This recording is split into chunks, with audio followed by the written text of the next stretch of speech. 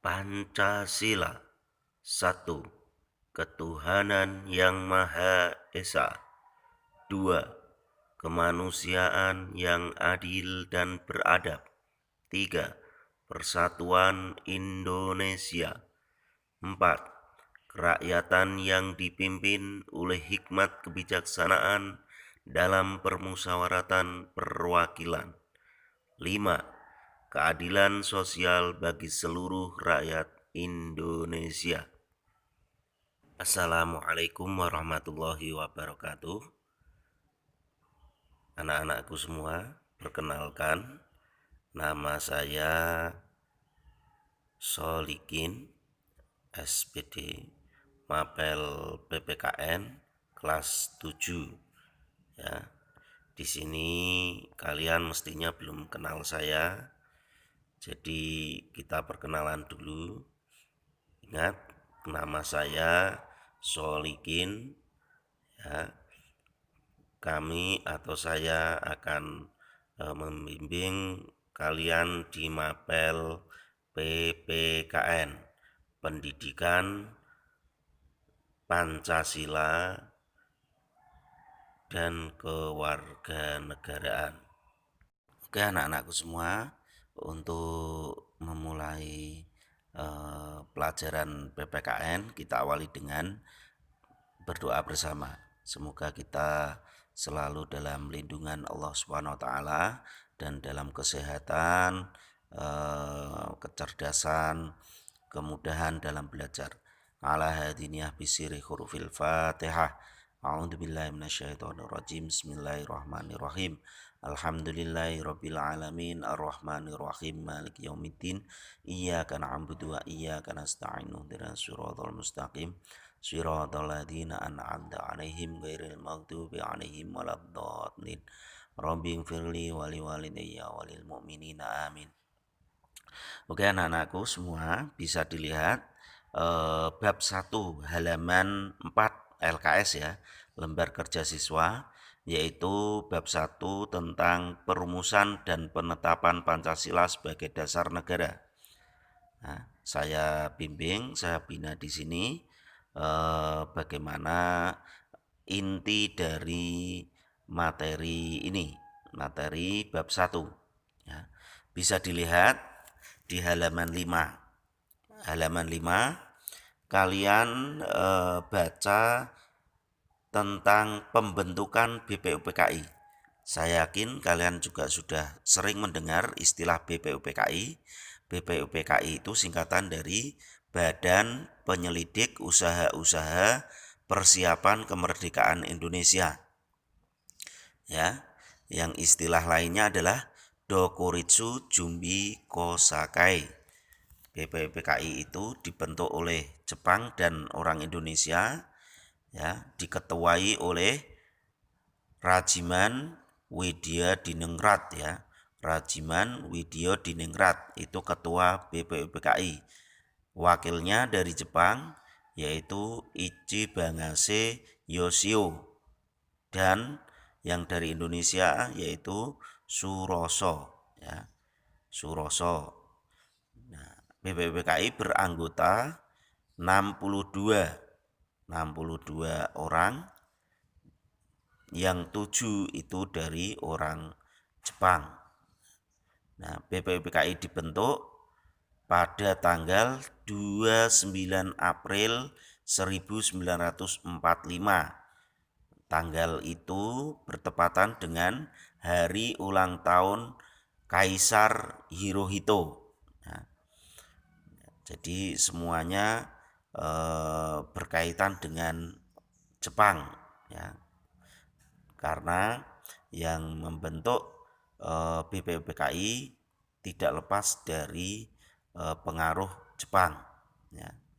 Karena waktu itu negara kita dijajah oleh Jepang tahun 1944. Nah, setelah mengusir Belanda dari Indonesia, Jepanglah yang menguasai. Akhirnya Jepang memberikan kemerdekaan kepada Indonesia dengan cara membentuk BPUPKI ya. terbentuk BPUPKI mengadakan sidang 2 kali. Ya, yang pertama sidang resmi dan yang kedua adalah sidang tidak resmi. Sidang yang resmi pada tanggal 29 Mei sampai 1 Juni 1945. Sidang pertama pembahasannya adalah tentang dasar negara. Nah, sidang yang kedua tanggal 10 sampai 17 Juli 1945 dengan pembahasan adalah rancangan Undang-Undang Dasar. Pada pelaksanaan sidang tidak resmi hanya dihadiri oleh 38 orang. Kegiatan ini berlangsung di masa reses antara sidang pertama dan sidang kedua. Tujuannya untuk membahas rancangan pembukaan Undang-Undang Dasar 1945 yang dipimpin oleh anggota BPUPKI yaitu Ir Soekarno. Sidang BPUPKI dilaksanakan di gedung Cho Sang-in, ya, dan gedung itu dikenal dengan sebutan Gedung Pancasila. Oke anak-anakku, perumusan dasar negara yang diawali dari sidang BPUPKI pertama tanggal 29 Mei sampai 1 Juni 1945 ada tiga tokoh yang sangat memberikan gagasan penting pada bangsa kita.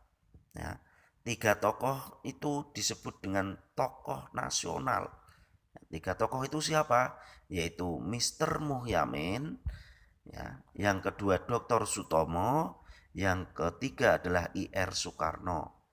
Nah, bagaimana tiga orang itu memberikan gagasan tentang dasar negara pada sidang pertama BPUPKI?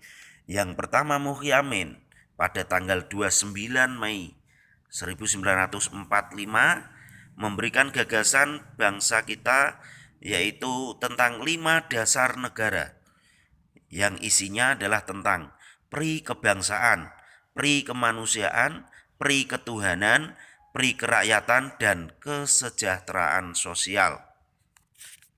Ya, ingat, 5 itu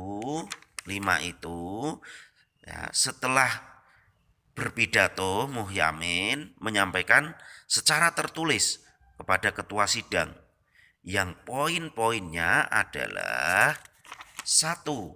Ketuhanan yang Maha Esa, kebangsaan, persatuan Indonesia, rasa kemanusiaan yang adil dan beradab, kerakyatan yang dipimpin oleh hikmat, kebijaksanaan dalam permusyawaratan atau perwakilan. Yang kelima, keadilan sosial bagi seluruh rakyat Indonesia. Dilanjut gagasan Dr. Sutomo pada tanggal 31 Mei. Ya, 31 Mei 1945. Beliau menyampaikan gagasan tentang 5 dasar negara, yaitu tentang persatuan, kekeluargaan, keseimbangan lahir dan batin, musyawarah, keadilan rakyat. 5 gagasan itu juga disambut para tokoh-tokoh, digagas, dibahas. Selanjutnya yang terakhir Ir Soekarno, Insinyur Soekarno menyampaikan pendapatnya pada tanggal 1 Juni 1945. Ir Soekarno menyampaikan bahwa dasar negara terbentuk Physiologis Grundslage, nah, yang artinya adalah negara ini salah satunya adalah negara yang perlu kita memiliki jiwa raga jati diri, ya. Maka Ir Soekarno menyampaikan bahwa gagasan 5 dasar negara yang pertama adalah kebangsaan Indonesia, internasionalisme atau pri kemanusiaan, mufakat atau demokrasi, kesejahteraan sosial. Yang kelima, ketuhanan ya berkebudayaan. Itu yang disampaikan oleh I.R. Soekarno. Selanjutnya saat pidato I.R. Soekarno menyambut 5 dasar negara itu diusulkan istilah Pancadharma. Namun hal ini direvisi oleh seorang ahli bahasa dengan istilah Pancasila. Oleh karena itu, I.R. Soekarno mengganti istilah Pancadharma dengan istilah Pancasila dan digunakan hingga saat ini. Dengan munculnya nama Pancasila pada tanggal 1 Juni 1945, maka tanggal ini diperingati sebagai hari lahir Pancasila.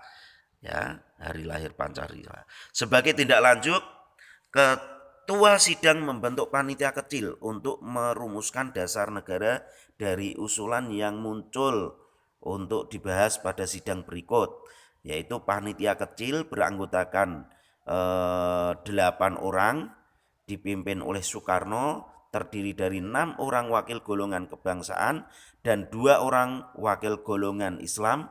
Panitia 8 ini terdiri Soekarno, M. Hatta, M. Yamin, Ahmad Marawis, M. Sutarjo, Karto Hadi Kusumo, Oto Iskandar Dinata, ya, Ki Bagus Hadi Kusumo, dan Kiai Haji Wahid Hasyim golongan Islam.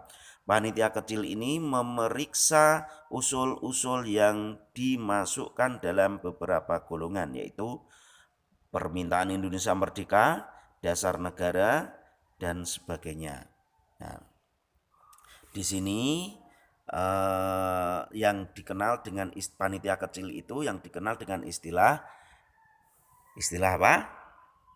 Yaitu yang dikenal dengan istilah panitia 9, ya. Panitia 9. Nah, panitia 9 kalian semua mestinya sudah sering mendengar, ya, siapa saja anggota panitia 9 itu. Nah, saya lanjut. Gini anak-anakku yang saya cintai, yang dibanggakan oleh orang tua dan saya. Gini, setelah panitia 9 itu terbentuk, ternyata rapat diadakannya sangat alot sekali dalam rapat itu. Artinya alot itu banyak perdebatan, banyak perbedaan, perselisihan dan sebagainya, ya. Nah, terus panitia 9 melahirkan konsep rancangan pembukaan Undang-Undang Dasar Negara Republik Indonesia tahun 1945. Oleh Soekarno, rancangan pembukaan Undang-Undang Dasar ini diberi nama Muqaddimah. Ya. Oleh Muhyamin dinamakan Piagam Jakarta. Saya yakin anak-anak semua sudah sering mendengar Piagam Jakarta yang dikenal dengan Jakarta Charter, ya. Bunyi konsep pembukaan Undang-Undang Dasar Negara Indonesia sebagai berikut. Nah, nanti bisa dilihat sendiri, silahkan dilihat halaman 7. Ya, kalian baca sendiri halaman 7. Di situ yang paling penting di dalam naskah konsep pembukaan Undang-Undang Dasar Negara Indonesia Merdeka tersebut ditandatangani oleh Panitia 9 pada tanggal berapa? Tanggal 22 Juni 1945 dan dikenal dengan nama Piagam Jakarta itu atau dengan sebutan Jakarta Charter. Ya. Naskah Piagam Jakarta tersebut selanjutnya dibawa ke sidang BPUPKI tanggal 10 sampai tanggal 17 Juli 1945 yang kemudian pada tanggal 14 Juli 1945 Piagam Jakarta disepakati oleh BPUPKI sebagai naskah untuk pembukaan Undang-Undang Dasar Negara Indonesia Merdeka. Dalam pembukaan tersebut termuat rumusan dasar negara sebagai berikut. Yang pertama adalah ketuhanan dengan kewajiban menjalankan syariat Islam bagi pemeluk-pemeluknya. 2. Kemanusiaan yang adil dan beradab. 3. Persatuan Indonesia dan kerakyatan yang dipimpin oleh hikmat kebijaksanaan dalam permusyawaratan perwakilan dan keadilan sosial bagi seluruh rakyat Indonesia. Oke anak-anakku, mungkin itu pembahasan sementara. Bisa kalian lanjutkan di LKS halaman 8, uji kompetensi 1 ya. Bisa dikerjakan di kertas lembar yang room A dan room B ya, selesai nanti dikumpulkan minggu depan. Terima kasih, sampai ketemu lagi. Wassalamualaikum warahmatullahi wabarakatuh.